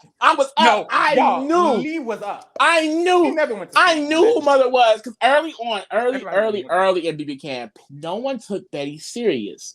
She was being used as a pawn. She was someone that people just felt like, maybe she could be a vote here. We may can bring her in, but she could be on the outskirts. Like people were not taking Betty serious, but I felt, and I manifested it in a way. I was like, she is going to just keep being underestimated, and she's going to get to a position where she can take it because she's not a bad player. She was a new player. So I feel like she was new in the season. It was a chaotic season. If you don't know BB Can 10, there was another Kyle for the girls who know BB US. There was also a Kyle in BB Canada that did the exact same thing. He basically grouped all of the PLC players together, and it basically really hindered a lot of their games. But Betty. Ooh, excuse me. Betty made it out. She made it out. Betty's game. You better get that out. Period. Betty's game. She started off, like Lee said, in like an icky position, sticky position. But because of because of the grouping, it pushed more people towards her than necessarily were. Because the Black people were not working together. However, when he pushed them together, it gave her more of a reason to work closely with those people, like Summer, who she was not necessarily working with, like Tanisha. So it pushed them all together, and it kind of gave her a path in her game. Because what happens with the players who get left out and get used as pawns is they don't have anywhere to go. Because Kyle was racist, he pushed her kind of towards a direction on where to go. And so she ended up just going with that direction. And one thing about Betty is she was really good at kind of going with the flow of the game. Exactly. So whenever she was a pawn, she was good at, being a pawn, even though she didn't want to be, she was good at being a pawn. But and then what I loved about Betty is that she actively adapting. Perfect word. She was great at adapting. And I feel like honestly, if Taylor Hale did not win Big Brother 24, Betty would have been that first underdog story, and she would have been with it for Josh, which we're gonna get into. And I feel like what earns her that all-star spot is because she, like I said, I knew that moment was coming, and it happened in week 8. Marty had one HOH. He nominated Betty and Josh because he was R-worded, and he also, he also felt like they were doing what needed to go. Betty won her first competition that week in week 8. She won Power of Veto, took her motherfucking self off the block, shoved it in Marty old ass face, And her bestie Esty stayed. Yeah. He took out his closest ally in Gino that week. This is when the week before is when she made the deal with Gino and JC Lynn, which was a very pivotal week. She did. That's the thing, because people thought Betty wasn't, well, not even, people knew Betty was an entity, but they didn't take her serious. They didn't take her serious. And that was on them. And because this season was very different than other seasons, when it came to moves being made, Betty was still an active player. So she actively was making moves. She was shifting the game. Basically. Exactly. And I will say, too, this was the first season where competitions were different.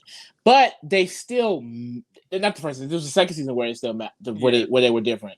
But it still matters a little bit. There are still people who are still constantly thinking about, okay, who's winning the competitions? Yeah. Are they, because they're the ones moving the game. So because she didn't have power, they didn't have any reason to take her serious, basically. So you're right. The week before she won veto to save herself, she did good because she and Josh made a Final Four alliance with Jason and Gino. It was an agreement to keep each other safe, which worked out really well that week because they end up not even being nominated at all. And Moose ended up going home. When Marty won that next HOH, he targeted her. She won the veto. Josh didn't win the next HOH. He nominated her, but she was not going home because of her social game. She won the next HOH. Mm-hmm. Oh, she was being mother. She was mothering down. Why was she mothering down? And then this isn't, and basically because Josh had nominated her, she was like, well, baby, you going up. Mm-hmm. So I don't know what to tell you. You're going up. You put me up, babe. You're getting put up. Yeah, and throughout this, she was convincing. Essentially, this week she knew Kevin was running the game. She was the first person to clock it in the house. Damn, the only person to clock it in the house. She figured out Kevin was running the game, and she had to essentially convince Josh, who had just refrained from nominating Kevin, to put her up back to thinking that Kevin was running the game. So she convinced Josh that Kevin was running the game, the entire game, and Josh kind of sided with her in this Final Four scenario after she convinced him of it. And then, so that happened. Helena went home, flop. And then at Final Three, let me get off her. At Final Three, we see that going into Final Three, Josh. Well, actually, I want to say that when we say she convinced him, meaning he originally nominated her and Kevin. He won veto, used it to put up Helena just to get her out because they were like, they're the ones who need to go. That's the thing. Kevin had brainwashed Josh so much that he was like, well, Betty, Summer, these people who are actually his closest allies are not the people who are my priority. Mm-hmm. So she has to do all of that unworking of one of the best players in Big Brother Canada history, and Kevin. Mm-hmm. Convinced him to take out Kevin's closest. It wasn't Kevin. That's the thing. Kevin wasn't going. His number 2, which was still good for her because it slid her right into Final Three. And that's the thing. Betty was able to do this because her social game is honestly good. Yep. Even back in the day when they were not targeting her, when they were using her as a pawn, there were a group of people like, Betty not going home. Betty not going home. I'm not voting Betty out. I'm sorry. Like, it's Betty was, that's the realistically, she was looking at the overall of BB Can, and so she went home, she was never really in danger. She was really not really in danger. Because that's the thing, even her being brought to the Final Four with Kevin's group, it was because Kevin liked Betty. Mm-hmm. Kevin was like, I mean, I just want Betty here. And it's like, period. Yep. Like she had a great relationship with Betty. She had a great relationship with Kevin and Helena, which kind of helped her get to this place. Her relationship with Josh went out of her way to make a relationship with Gino and JC Lynn. Literally, her relationship with Josh is what helped her convince him that Kevin was the mastermind he was for a week that she convinced him of. It's like she really had a very good, and it's. But that's the thing. It's like she was putting up next to Kevin, who's the winner and one of the best. Like, and that's her competition. That, like, people knew Betty wasn't lying. People were like, well, Betty's just going to tell it how it is. Betty's just going to tell us like it is. So when Betty would make a relationship, people trusted Betty with that relationship because Betty's not going to lie to you. I'm sorry. Mm-hmm. Like, that's his mother. So I definitely think she would do very, very well. Mm-hmm. And if that's not enough to convince she was an all-star, she was literally about to win the game if it wasn't for Josh being stupid as hell. So going into Final Three, before Final Three, Josh and Betty had agreed they were going to Final Two. They were good. She had flipped him against Kevin. So going in, if Josh won the final HOH, he was most likely taking Betty. And if Betty won, she was gonna win that shit. So Josh ends up winning, and Kevin reconvinces him That's father right there. Like, I was just say, y'all. And let's just dive into Kevin. So Kevin's archetype, similar to like a Kiefer, usually is not the person before BB Ken 9, before the by POC rule. They wouldn't really fit in. And honestly, they didn't really fit in on these 2 seasons either, because starting off, Kevin kind of had a rocky road. It was a weird season in general, but he wasn't in the first majority alliance. We were down on him so bad. We didn't pick him in the draft. I ended up getting him last. We were like, he's not going to win. But I will also say, it was the preseason stuff for me. It was a lot of, I'm going to go in there. I'm going to run everything. I'm going to manipulate. I'm going to. But then he went in there and he did every single motherfucking thing he said. It sounded so far-fetched. It's like, how are you? Because the archetype. No, his archetype has never, especially in Big Brother Canada, really dominated in that way. They don't get the chance. It's more so they don't get the chance. I can't say that every archetype like Kevin just would never be a good player. A lot of them never got the chance because they were shut out. They weren't allowed to play. They weren't allowed these relationships. Because it was a by POC season, it allowed Kevin to have an opening with players who were willing to work with him. People like Summer were willing to genuinely have a conversation with Kevin. People like Betty, the people of color, let's be honest, were willing to genuinely play with Kevin. Helena, his closest allies were damn near Helena, Betty, Summer, and Josh. He benefited a lot from the diversity. Like because they were able to just listen to him, to just allow him to speak to them, allow him to run them. He was able to do this. In a season like BB Can 3, they were not going to listen to Kevin. Nope. Kevin, and that's the thing. It's like Sarah, an oddball, the different dude. It's weird because he's regarded as one of the best players ever, but if he was in a season before this era, I don't think he would win or even come close. He would probably just go home. No one would talk. We would literally be like, well, no one talked to Kevin. He flopped and they hated him and he wasn't in the main alliance. And it's like, that's because there was not diversity. There was no one willing to literally just hear him out. If you let Kevin talk to you, he ran the game. I'm sorry. And even the White House guests, hate to make it about race, but hey, actually I don't. I mean, even the White House guests. The thing is, if you don't know, BB Can 10, because of that Kyle, was split heavily because of race. And POC. And Kevin benefited from it. He used it to his advantage. No shade. And that's what I was going to say. Because it was split like that, that's why the white people gave him a chance. And most, like, even in this season, I don't think the white people really cared about Kevin that much, genuinely. But the reason he was invited more in is because it was kind of split. They felt like they had to work with him. Yep. And it's like, he literally, I don't think he would thrive in a non-by-POC season, honestly. When Kyle made that split, and I kid you not exaggerating, he put every POC minus Helena in an alliance together. And then he literally was like, me as a white man, I have to get Marty, Jason Lynn, Gino, Kevin, and Helena, everyone white except Helena, who is Middle Eastern, right? Or South Asian? Punjabi. Yeah. So it's like he set that split up. Kyle did, and then Kevin took it from there. It like basically, and as a and I will say this openly: Kevin definitely was not coming from a racial standpoint. I believe Kyle was. Kevin definitely was not. He just took advantage of the situation, similar to Michael in the BB24. Yeah. He used it to his advantage, and he kind of kept that split going, which helps him a lot because he was able to play the middle so well.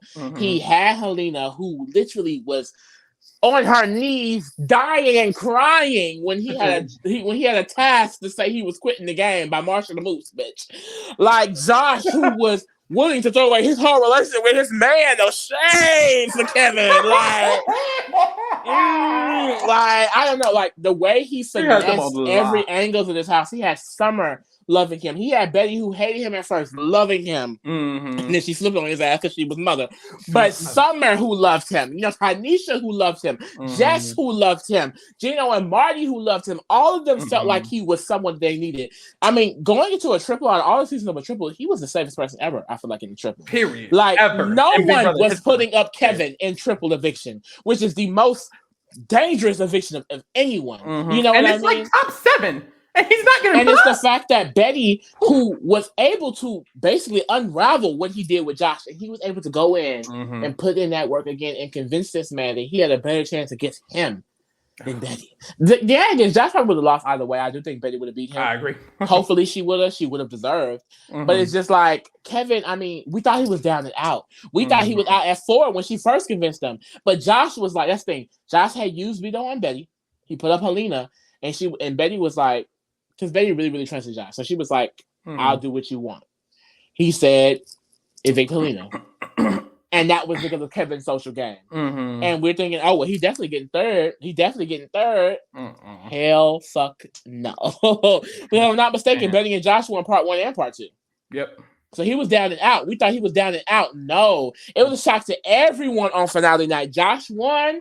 He fucking played in Betty's face for the second time.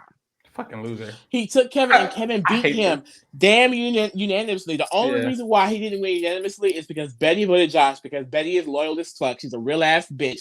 And she promised him he would get her vote. So even after he played in her face one last time, she still gave him his vote. It couldn't be me. It should have been Love her though. Because what Kevin did was, one, is iconic because, following with Taylor, he's the first person to win in Big Brother North America. He didn't have that many competitions win. I think he had one veto. Yep.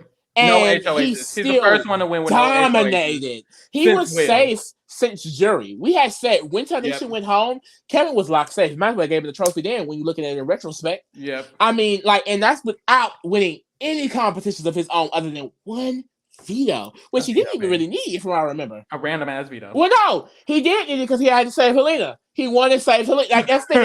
It's like one when he needed to. Like, what has Kevin not done? Like, I think Kevin is definitely one of the greatest. Like, there's no way you can't have an all-star season and Kevin not be here. You're going home. You think he going home first? I would take that nigga out. I think that Kevin would be able to finesse himself. I do. Too. I don't think he's genuinely going to. I think it wouldn't work. It wouldn't work that. At some point, I think someone would be like, hold on. Because you got Anthony, you got Dane, you got someone like Tyshawn, you got someone like Kiefer, you got a bitch like that. You got, it's like monster cast. Like, thinking about it, Kevin is not going to be able, and like we said, sometimes when you see someone who's a dominant player, their cast isn't the sharpest tool in the shed. It's no shame. BB Canteen, I think it wasn't like, I think if that is, I said it's true, that theory is true, that BB Canteen is one of the smarter of those type of cast, where as a dominant player with a bunch of not so good strategic people, I think overall that was one of the more smarter casts, but it still had a lot of people I feel like were duds. No shade when it came to They just strategy. didn't know the game for real. Like, Gino didn't really know the game. Summer didn't. Kevin knew the game the best, and then he won. So it's like, well, arguably Helena knew it a lot, very well, and she was in his shadow, and that's why she's not here. Second chances. Why do we hate Helena so much? I love Helena. That's why she's I literally love Helena. But I think what's annoying me about Helena is because the little sister that you. Like I said, with Helena, I was done with Helena for the girls who care. I was done with Helena when she took out Tanisha, and I feel like not even on some I love Tanisha, I love some woo. It was that we said this. Me and Farrell said this. Walk it back, bitch. Go check out week 5. She takes out Helena. Week 5. We said once Helena takes out Tanisha, Kevin won the game. Yep. Tanisha was a Helena piece. Once Tanisha was out, all of the pieces was Kevin's, and then Kevin took it to the end. We were more disappointed in Helena, honestly. Yeah, that was, and she just that disappointed. I would honestly, if she's able to slip her way in this cast, if they was like, you know what, we not calling Cassandra or something, and we calling Helena. I want to see her play again. I want to see her play. I want to see her redeem herself though. Like because she left that house thinking she was going to win. And that's not the thing. That, like, for example, let's say Cassandra said no. Cassandra said no. We got Helena. Helena would just run up behind Kevin again. She would. You can't tell me she wouldn't. She would. I do think she would. It's a safety, and only because it's like it's human nature. It's like her safety blanket. It's like that's what I know. I just played. And that's what I know. The thing is, like, let's think, Kevin, it'll be interesting. Let's say Kevin does get cut because he's mother. I think Helena can maneuver. I do too. Maneuver without him. I do too. She was maneuvering before she linked up with him. She was. It's just she was the one with on. She had Marty. She did. She had Tanisha. She did. She had Kyle. She had and she gave it all to Kevin. That's what made us. That's what made us mad because she had it all. She had it all. I was rating her the highest week 1, 2, and 3, and then she gave it all to Kevin. And that's why she's on second chance. No shade. So I mean, this the cast, y'all. Like I said, mothers only. Who's going home first? Be honest. Try to. I'm gonna think honestly. About it because we had, like I said, we kind of makeshifted that because Ika and Anthony know each other, so that connects Dane, that connects Dimitri and Gary a little bit. I can definitely see if they won, maybe a Netta, maybe a Kevin. I don't know. I think honestly, maybe Kevin. Netta or Kevin. You know who I think going home? Who? Kayla. Really? Number one? Kayla's going home first. Okay, who's HOH? Anybody. For what? You have Kevin? You have... I don't be worried about Kayla. I don't think people are going to... I don't think one of the it girls is going home first. Because it's kind of like... It's kind of the concept like... This is my thing. When they come and they play All-Stars, they're not going... Usually BB Canada is like, get out all the big threats. You can't do that. Because if all the big threats are gone, you're going home. Netta, if all the big threats are gone, you're going home. But I think Kayla is an IT girl. She's the biggest threat that's not a big threat. Does that make sense? Like, in my opinion... You see her like a second tier. There's it girls, and then there's Kayla. Okay, so like, for example, if I peep what you're saying, I feel like maybe you're saying the it would be like a Jillian, Netta, Ika, Paris, maybe. And then Kayla kind of... It's like, I can name them all. Like, you can get away with targeting Kayla. I don't think you can get away with targeting Kayla. I think Netta, Ika, Dane, Anthony, Kevin are, in a way, safe by the idea that if we take them out, we could be next. I don't know that that's what's going to happen because it's BB Canada and the girls don't be. But that's the thing. The BB Can girls, they're all about big moves. So I don't really see that. You got to wrap that. And it's All-Stars. That's why I think it's going to be the opposite. And like, I think it's going to be the opposite. I think in Big Brother, I don't know. Canadians are cracked. No shade. They are very cracked. Like, if Victoria win the first HOH, Victoria take Ike out. Like, point blank period. I can see Victoria taking Kayla out. Kayla's not a big move. Kayla is a big ass move. Mm-hmm. It's just like, not the biggest. I just think, like, looking at this cast, like 100%, you're going to have your little factions. Like, I think Jillian and Emma are going to be forced together. Mm-hmm. Kayla and Paris are going to be forced together. I think Cassandra is going to be floating the wind. So is Sarah. You never really know. Yeah. You got the trio of BB Can 9, Dan and Anthony. It's like, and then Betty and Kevin. It's like, where does everyone fall? I think the only majority that we can see that we've connected is Ika, Anthony, Dane, Gary, and maybe Dimitri. Mm-hmm. My thing is, Ika's also cool with Tashawn. They've been at each other's houses a lot. And that's a 6. So... That's the thing. Ika winning. Because you mean to tell me she has Gary, Dane, Anthony, Tashawn, Victoria, and Keith already coming in? I don't think you don't have Victoria. I'm sorry. Yeah, no one has Victoria. Not even Victoria has Victoria. No shade. So comment below who you think. I want to say I think Betty is someone that can win this. I think she. The pattern I'm going with is someone who is kind of can be under the radar game. I think even if they start off and I was going to say this too. An alternative is that they try to make an easy move. So maybe a Sarah, maybe a Betty, maybe a Victoria, maybe someone that won't cost too many ways, maybe a Jillian. That's the thing, Jillian and Emmett really only know each other. Yeah. It can become a relationship thing. It could be who knows each other. I don't really know all of the BB Can relationships outside of the game. Yeah. But, I would imagine some people from the earlier seasons aren't as locked in. Yeah. That's another reason I feel like it could be Kayla, because thinking of the relationships, she's one of the most dominant people who I feel like has the least relationships, from what I know. Because I know Ika, Dimitri, Anthony, Tashawn all know each other. Kayla not in that. So it's like you're one of the. You never really know. But I would love to see this season, though. Like I think this cast. I would love to see specifically this cast, like that we curated. Like, I'm sorry. I'm sorry if you don't agree. We ate this the fuck up. Now, top 3 to win. Who do you think is your top 3 to win? Top 3. Yes. I would honestly say Tyshawn. I would say Gary, honestly. And then... interesting. Paris. Yep. I think... Honestly, if I'm being honest... if I had to say 3 off the bat, I think them 3. I would think Paris, Cassandra, Sarah. And Sarah would definitely be an honorable mention. Sarah... I think like Sarah and Betty could be in that realm too, but you asking to pick 3, I think them 3.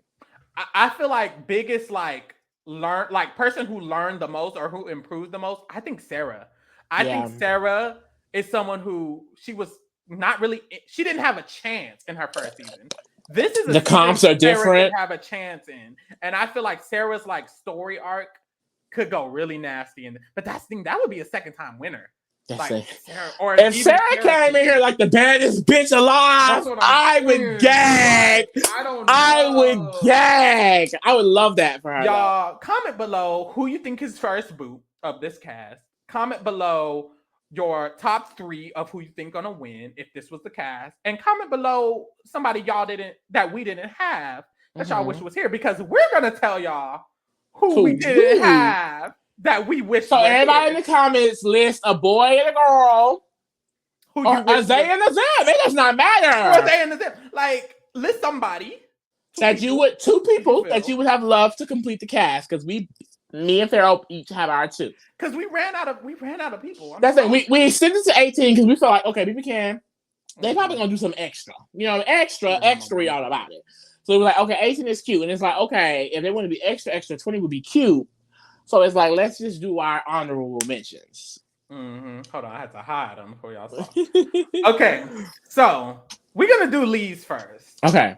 You gonna unveil both of them? You want me to unveil one at a time? Go ahead and do both. Let's do both. This is Lee's honorable mentions. Boom. Boom.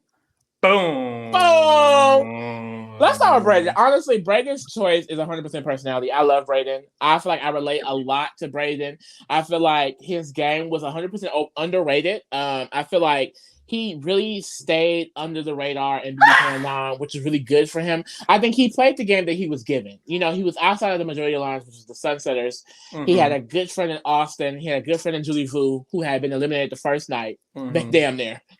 she was gone early. Okay. He had Austin, but like, because of, if you weren't in the Sunsetters, I mean, you wasn't really in the game. Who were you, babe? Much. You know what I mean? Victoria, she kind of, she slipped quotations, when it was necessary for her to help them out a little bit, but it didn't fully ever put him in the majority. It was when Tyshawn flipped kind of on Jed and Beth, and he started prioritizing Brayden more, that I feel like Brayden really started to get some power in the game. He had started winning competitions. I don't know, like I said, it honestly is pretty personality strategy. I feel like Brayden is someone that can improve from playing once again. If we go back to the people who were on the cast, you just saw him. I think if he was the 19th player, he's someone that could do really well. You know what I mean? I think he's someone that could be under the radar when he needs to and play socially well enough to get to the end. And shout out to Brayden, because I feel like when it comes to that weird dynamic between a straight man using a gay man, I feel like Brayden was one of the more both sides got an advantage from it type of situations.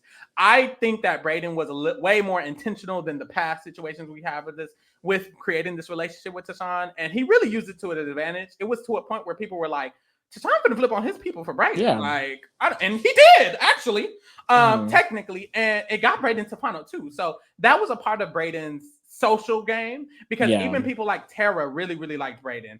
Wanted to vote for Brayden. So it was like he had a socialness to him that allowed him to make it farthest. He was the farthest person who was in that opposing alliance to make it in the game, and that's just because people liked him. And it was a lot of his social game. Once Julie Vu left first, him and Austin had a cute little duo, and then she left. It was pre-jury, and then he teamed up with Rohan. He always had a person. Rohan left, boom. Now he owned the motherfucking Tyshawn, and took him all the way to final 2. So he's someone that is able to prioritize himself in a way that could get him towards the end. I feel like if he were to play an all-star season, he could honestly make it really far again. He could, and I feel like it wasn't down and out that he couldn't have one. I feel like if he explained his game a little bit better, he could have had more of a chance. But Tyshawn honestly just played a really fabulous game, especially when you consider the fact that he turned onto his closest ally like it was nothing. I mean, the cutthroat, the iconicness of it, it was the more flashier game as opposed to Brayden. But I feel like, honestly, Brayden, don't count him out.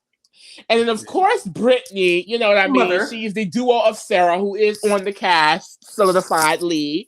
I feel like if Brittany was in this cast, 100% she would work with Sarah for sure. And she was really the backbone of their dynamic duo. If it wasn't for Brittany winning those 3 HOHs that she had won, keeping them in power, Sarah wouldn't have been safe, and it wasn't a scenario. And it pissed me off watching because a lot of times they played in Brittany's face like, "Oh, we know Sarah's running that. We know Sarah's making that decision." No, Brittany was making a lot of decisions herself. The targets that she came up with, and Sarah agreed. Like it was a collaboration. Yeah.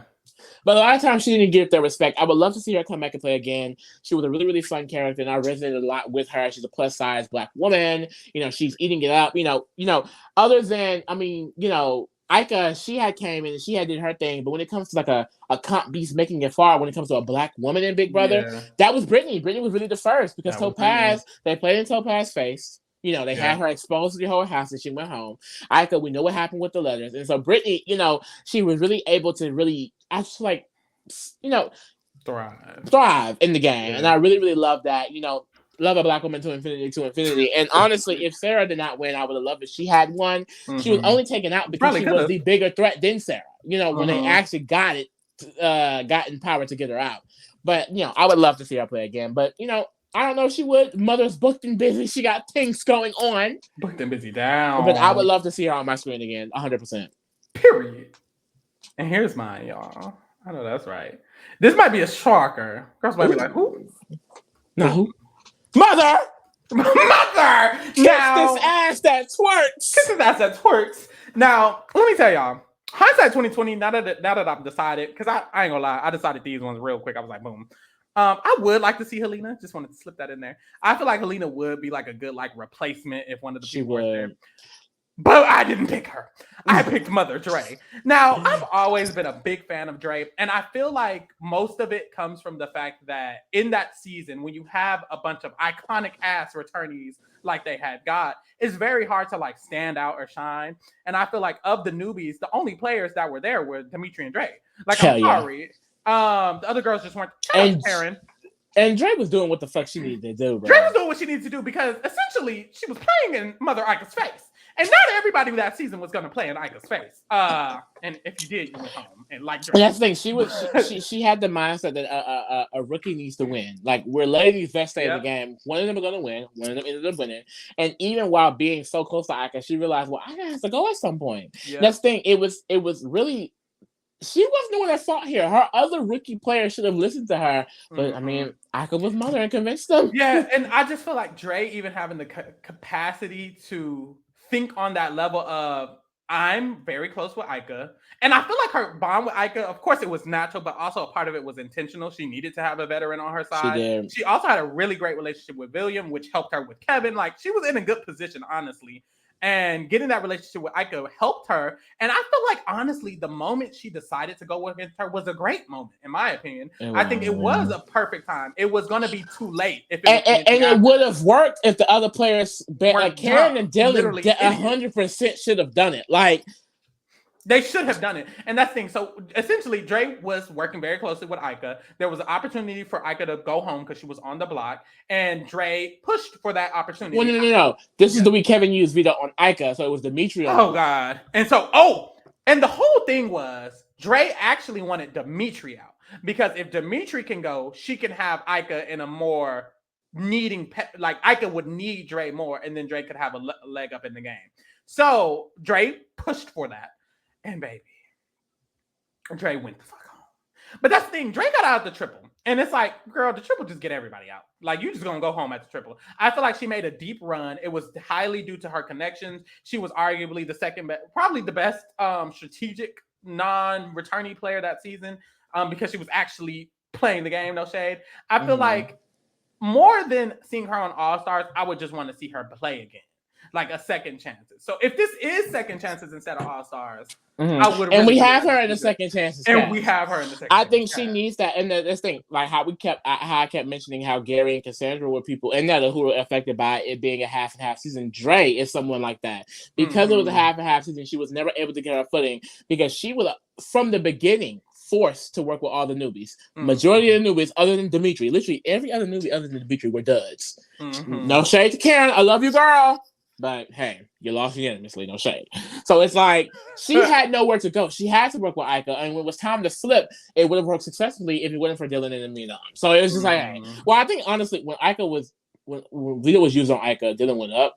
So it's like that's Kevin being dumb at that same point too. So it's like a lot of dumbass shit going on. A lot of dumbass shit was going on, and I feel like she never got a chance to really fully shine, and she never was. I mean, she was literally in the cast, not with 4 returnees, not with 1, not with 6, 8, half of the cast.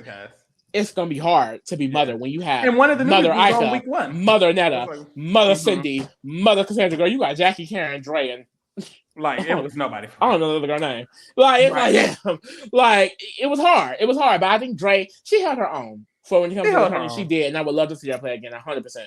Period. Last but not least, I have definitely not least. Okay, so this is my thing. When it came to the men, and having like someone to replace someone, honestly, it would probably be like a Kevin. But if Kevin, what's his last name? Martin.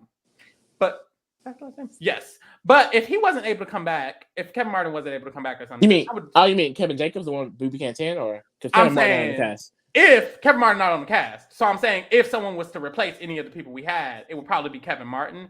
But since we can't replace, Kevin Martin said he don't want to play. He said he doesn't want to play. So honestly, I was thinking, what other man would I want? What other man would I want? Maybe they weren't there. So here goes Herman, and I really, really like Herman. I see it. He deserves it considering what happened in the season, though. It was very circumstantial. His elimination, and he also got out by Kevin Daddy Master, the best player in Big Brother Canada. But honestly, Herman had an extremely strong game. In my opinion, he was the best player after Kevin. Every single week, it was like Herman was actively convincing people to not want him out, even though they might have wanted him out. And it's not like they wanted him out because he was making them want him out. They wanted him out because sometimes because he was black, sometimes because they were scared of him. And it's like, it wasn't like he was doing things. He was winning HOs and they were like, oh my God. No, they just wanted him out and he was convincing them the week before. And that's what's so iconic is because this racial divide started very early on in the season. It was week 3. So from the point on, week 3 moving up, it was a very active thing in people's like JC Lynn, Gino's, and Marty's mind that they cannot actively work with any POC player other than Helena because they could be secretly working together in the Cookout Alliance. So Herman not only had to just overcome not being majority alliance, he had to overcome that racism, literal racism that grouped him with people that did not even trust him. They literally thought that him, Summer, and Tanisha was a trio. Summer and Tanisha, shout out to them. Second chance. Period. The Summer and Tanisha did not trust him at all. Betty did not trust him at all. Josh did not trust him at all. He had actively worked to get these people on his side. And you have someone like Kevin who has more knowledge. That's the thing. Herman does not know he's fighting from the standpoint that him as a black, dark-skinned man is being grouped with other black people and POC. So he doesn't have that knowledge. Someone like Kevin does. So he's able to unravel every single thing that Herman is doing. Herman had a strong relationship with Gina. Herman had a strong relationship with Marty. He had a strong relationship with Josh. All the Kevin pieces that Kevin had to actively work to get back from him up until this eviction. You know what I mean? Like, and it sucks. Like, it sucks. Other than Betty, Herman was arguably Kevin's biggest hurdle in the game because and he said that there were weeks where Kevin wanted Herman out 3 weeks before Herman got out, babe. And King was not calling. Like Kevin wanted him out and he would stay. And Kevin would be like, damn, why this nigga still here? He would try it again. Boom, would not go home. And it's like, Herman was not going home. I really think this is another case where it's like, technically it was like more of a second chance I wish they had. But Herman played so dynamically and I feel like so dominantly that I'm fine with him being here, especially with like, if there's room, if they need it. If other people said no. And we cast him in our second chance season. And the thing is, there is a good possibility that it's not all-star, it is second chance. And I would love to see Herman come back. Because he went home so early that I don't feel like people would know how good of a player he was. But he was a very good player. I remember being very impressed. Period, y'all. The fuck? So, yeah. So that was our cast. That was our full. Should we put it back up for the final? Let me put it back up. Just show them again. Like, honestly, here y'all. Here's the cast. Let's leave them on here. Yeah. Here's the cast. So overall, what do y'all think of this All Stars cast? What do y'all think about honorable mentions? What do y'all think about honorable mentions? Make sure you're commenting the fucking tea. Sharing. And honestly, hopefully this is an All-Stars. I really wish it is. If it's I will take second chances. I will take second chances. But we need All-Stars and we need the mothers. We need this. The premiere is March 8th. So make sure you tune in. If you're not going to watch the season, watch us. Please. If you want to watch the season, you find out you can't, you can get your updates here because we will be updating you. We will be giving you all the tea on what's going on throughout the season. So if it's a situation where you're like, well, I can't watch it, y'all, then just watch us. You'll know what's going on. Period. I'll tell y'all the tea. So yes, y'all, this is our motherfucking final cast. Take a screenshot, remember in your mind because we're prophets. This is going to be the cast. Yeah. This is going to be the only thing. The only reason this might not be the cast is I have a theory that I think BB Canada is crazy enough to make it 20 people, but that's just me. That's just me. 18 is that would be nasty. 18 is already a lot. So if they do 18, y'all already know it's gonna be a first night eviction, bitch. It's gonna be a 2-night elimination, baby. Bitch, 5 instant eviction. It's gonna be instant eviction, 2 triples, a first night elimination, bitch. March of the Moose gonna be HOH 1 week, and it's gonna be like take them out the next day. Shit, like it's gonna be nasty. Period. Y'all. Now that was it. That was it, y'all. Thank you for tuning in. It was really, really cute. This was fun. We are still going to be doing our Big Brother Canada preseason episodes. So make sure you tune in next Tuesday. We will continue it on. We will do the next episode of our preseason. Keep tuning in because from now on, it's BB Canada. Because once we're done with the preseason, the season's going to be on and we're going to be covering the show. So get into the BB Canada move. Period.